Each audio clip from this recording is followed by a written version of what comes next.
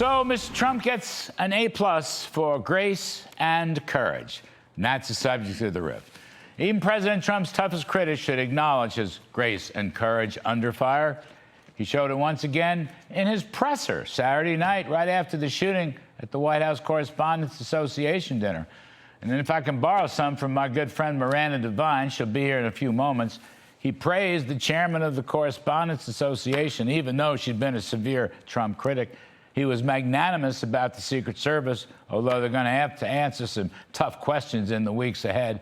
He was self-effacing about the likelihood that the shooter was going to go for him. Take a listen to this. It's always shocking when something like this happens. Happened to me a little bit, and that never changes.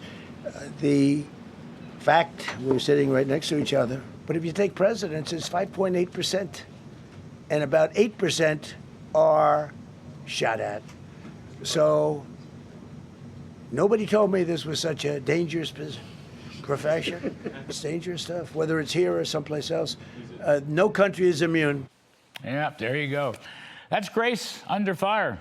He's there standing, looking great in his formal attire. The bow tie is in place. And the president holds this extraordinary news conference, you know, terrific stuff.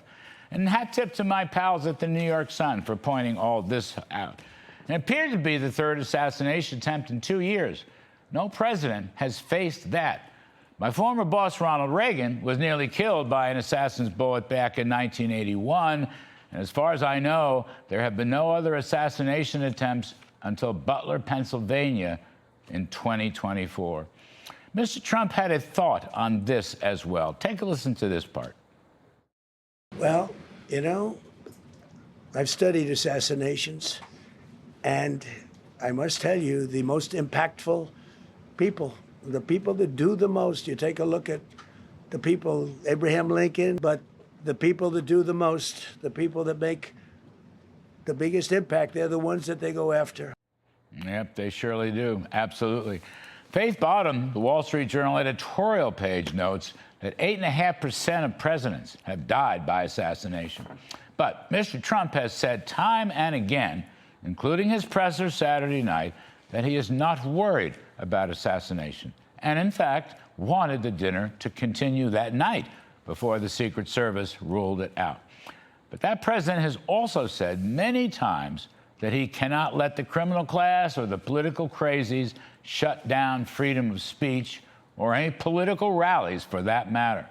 And of course, he wanted to redo the Correspondents' Dinner in 30 days or whenever it's possible.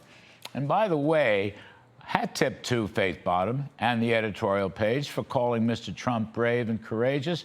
The vaunted Wall Street Journal editorial page has been especially tough and critical of Mr. Trump. The president called for unity, and it's a great thought. But somehow in this period of our history, it just doesn't seem realistic. You know, in my lifetime, I have witnessed the assassination of JFK, and then Martin Luther King, and then Robert F. Kennedy. And these were great national tragedies.